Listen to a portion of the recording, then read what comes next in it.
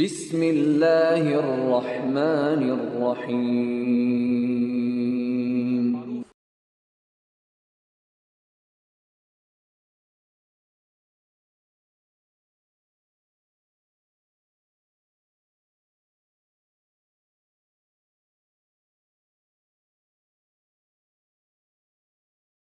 Company he keeps, تو یہ 15,000 آدمیوں کے نمونے ہمارے سامنے ہیں۔ 10-12 جلدوں میں صحابہ کرام کے تذکرے پر، ان کے سوانح عمریوں پر اور ان کے طبقات پر، یعنی ان کے درجات یا پیڑھی جسے اردو میں کہتے ہیں، اس پر کتابیں موجود ہیں۔ حضور علیہ السلام کے قریب ترین ساتھی کون تھے؟ قریب ترین ساتھیوں کے بعد سامنے آنے والے کون تھے؟ جو مکہ مکرمہ میں ساتھ تھے وہ کون تھے؟ جنہوں نے مدینے میں سب سے پہلے لبیک کہا وہ کون تھے؟ جنہوں نے بدر کی جنگ میں حصہ لیا وہ کون تھے؟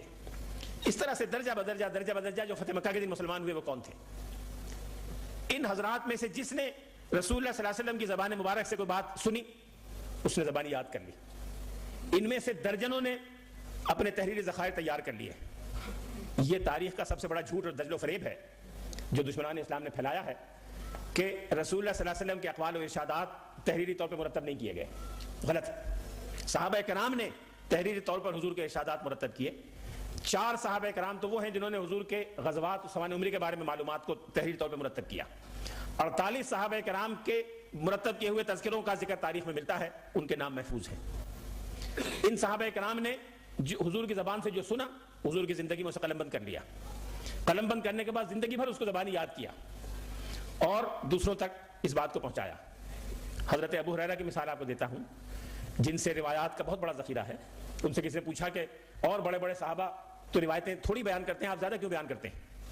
انہوں نے کہا کہ بقیہ صحابہ کرام کے فیملیاں تھیں، گھر والے تھے، کاروبار تھے، تجارت تھی، میرا کچھ کام نہیں تھا، میں تو مسجد نبی میں رہتا تھا، صفہ میں تمام دن، جب حضور باہر تشریف لاتے تھے میں جا کر بیٹھ جایا کرتا تھا، کھانا حضور بھجوا دیا کرتے تھے وہ کھا لیا کرتا تھا، ایک تہبند اور ایک چادر تھی، جب اوپر کی میلی ہو جاتی تھی اس کو دھو کے پھیلا دیا کرتا تھا، نیچے کی میلی ہوتی تھی اس کا تہبند باندھتا تھا، اس کو دھو کے پھیلا دیا کرتا تھا، مجھے اور کچھ کام نہیں تھا، جو سنتا تھا یاد کر لیا کرتا تھا۔ حضرت ابو ہریرہ اس تمام ذخیرے کی روایت اپنی زندگی کے بقیہ سالوں میں کرتے رہے۔ ایک خلیفہ کو، حکمران کو، مروان ابن حکم کو یہ خیال ہوا کہ حضرت ابو ہریرہ کی عمر اب زیادہ ہو گئی ہے، 80 کے قریب عمر ہے، معلوم نہیں یادداشت کا کیا حال ہے۔ اس کو خیال ہوا کہ چیک کرے۔ وہ زمانے میں مدینہ منورہ کا گورنر تھا، بنی امیہ کا شروع دور تھا۔ حضرت ابو ہریرہ کے حلقے میں جا کے بیٹھا، اپنے ساتھ ایک منشی کو لے گیا کہ میری پشت کے پیچھے بیٹھو اور جو بولتے جائیں وہ لکھتے جاؤ۔ لکھتا گیا، پورے دن بیٹھے رہے، بڑی تعداد میں احادیث انہوں نے بیان کی، سنی، کرتے رہو، ایک ایک لفظ کو دیکھو کہ کوئی غلطی تو نہیں ہے۔ پوری احادیث سننے کے بعد منشی نے کہا کہ ایک حرف اور ایک لفظ کی میں نے تبدیلی نہیں دیکھی۔ اس پر انہوں نے خوشی کا اظہار کیا، حضرت ابو ہریرہ کی پیشانی میں بوسہ دیا اور کہا کہ میں نے یہ محسوس کیا تھا، میں نے یہ چیک کیا ہے، آج الحمدللہ اس کی تائید ہو گئی کہ آپ کو کوئی چیز غلط یاد نہیں تھی۔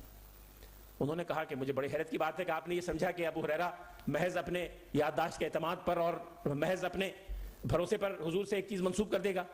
آپ میرے گھر چلیں۔ گھر لے کے گئے، اپنی اسٹڈی میں لے گئے، ایک کمرے میں الگ الگ موضوعار رجسٹر رکھے ہوئے تھے کہ یہ وہ تحریریں ہیں جو میں نے حضور کے زمانے میں حضور کی موجودگی میں لکھی تھی، جس دن سنتا تھا اسی وقت لکھ لیا کرتا تھا، اور اس وقت سے لے کر آج تک روزانہ ایک وقت مقررہ پر ان کو یاد کرتا ہوں۔ ایک ایک رجسٹر روز نکالتا ہوں، روزانہ دہراتا ہوں، جیسے لوگ قرآن پاک یاد کرتے ہیں میں ان کو یاد کرتا ہوں۔ اور جس دن میں نے یہ محسوس کیا کہ اب میری یادداشت کام نہیں کر رہی، میں احادیث بیان کرنا چھوڑ دوں گا۔ اس طرح سے متعدد صحابہ کرام نے تحریری مجموعے مرتب کیے۔ وہ تحریری مجموعے صحابہ کرام نے زبانی یادداشت سے بھی اور تحریر سے بھی تابعین تک پہنچائے۔ تابعین میں سینکڑوں نہیں ہزاروں تابعین نے اپنی پوری زندگی اس کام کے لیے صرف کی کہ صحابہ کرام سے جو جو معلومات یا علم ان تک پہنچا ہے، اور اس زمانے میں علم صرف علم حدیث کو کہا جاتا تھا، اس زمانے کے لٹریچر میں جہاں بھی علم کا لفظ ہے اس سے مراد وہ علم ہے جو رسول اللہ صلی اللہ علیہ وسلم کے ذریعے تابعین تک پہنچا۔ تابعین نے اسی جذبے اور محبت سے اس کو محفوظ کیا۔ ایک ایک صحابی نے، ایک ایک تابعی نے کئی صحابہ کرام سے کسب فیض کیا۔ ایک صحابی کے پاس اگر 500 احادیث ہیں، دوسرے کے پاس 1000 ہیں، تیسرے کے پاس 700 ہیں، تو ان تینوں سے استفادہ کرنے والے تابعی کے پاس وہ ساری احادیث آ گئیں۔ انہوں نے اس کو اپنے پاس تحریری ذخائر میں مرتب کیا۔ جن تابعین نے باقاعدہ مرتب کوڈیفائڈ تحریری مجموعے تیار کیے، ان کی تعداد 250 کے قریب ہے۔ ان 250 میں سے آج متعدد مجموعے موجود ہیں، پرنٹ ہو چکے ہیں۔ کم از کم 7 مجموعوں کا انگریزی ترجمہ بھی موجود ہے، اردو ترجمہ بھی موجود ہے۔ یہ سارے ذخائر تابعین نے تبع تابعین تک پہنچائے، جن میں پھر ہزاروں کی تعداد میں اہل علم نے پوری زندگی اس کام کے لیے قربان کی۔ درجنوں لوگ ایسے ہیں جن کے بارے میں ملتا ہے کہ طوف الآفاق، انہوں نے روئے زمین کے ایک گوشے سے دوسرے گوشے تک طواف کیا، چکر لگائے۔ ایک آدھ سفر کو طواف کرنا نہیں کہتے، طواف میں کم از کم 7 چکر ہوتے ہیں، 4-5 چکر لگائے ہوں تو طواف کی بات کی جا سکے گی۔ اور ایک ایک گوشے میں، ایک ایک علاقے میں پائے جانے والے صاحب علم کے پاس جو ذخائر تھے وہ جمع کیے۔ خود صحابہ کرام نے اس کا اہتمام کیا کہ اگر کسی صحابی کے پاس حضور کا کوئی ارشاد موجود نہیں ہے، کسی دوسرے صحابی کے پاس ہے، ان سے استفادے کے لیے گئے۔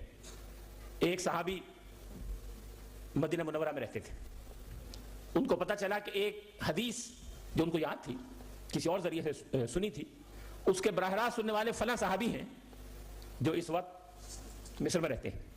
مصر کے گورنر تھے، حضرت عثمان کا زمانہ تھا۔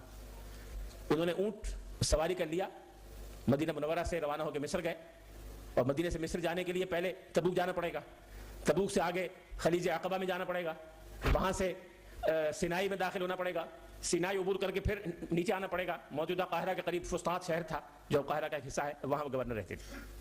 اب یہ سیدھے سادے بزرگ تھے، لباس میں بھی سادے جیسے عرب بدو ہوتے تھے۔ یہ پہنچے اونٹ جا کے وہاں پوچھا گورنر کہاں رہتا ہے؟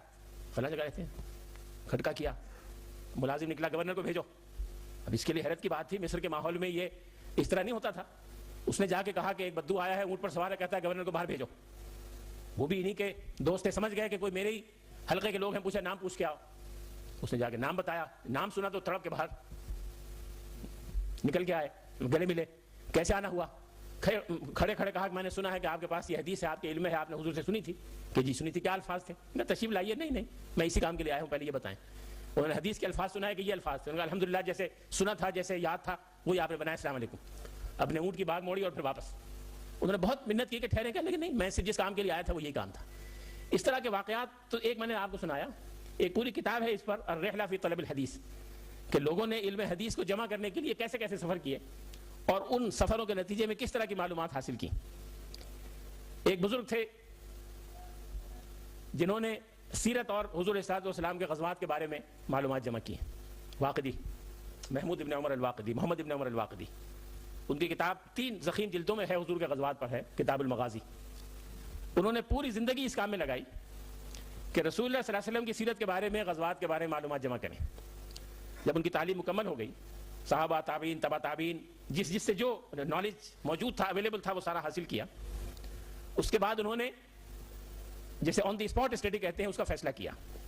وہ مدینہ منورہ، اس کے قرب و جوار، مکہ مکرمہ، جہاں جہاں وہ خاندان آباد تھے جو صحابہ کی اولاد تھے، ان کے گھر میں جاتے تھے، گھر میں نوک کیا۔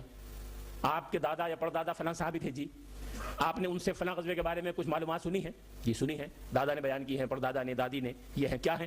اس کو نوٹ کیا۔ نوٹ کرنے کے بعد اپنے ذخائر سے کولیٹ کیا۔ اگر ذخائر سے کولیٹ کرنے میں کنفرم ہوا تو اس کی تصدیق کی، پورا ان کا ریفرنس نوٹ کیا، کس جگہ یہ واقعہ ہوا تھا، فلاں جگہ ہوا تھا۔ پھر جا کے اس جگہ کو دیکھا، اپنے ذخائر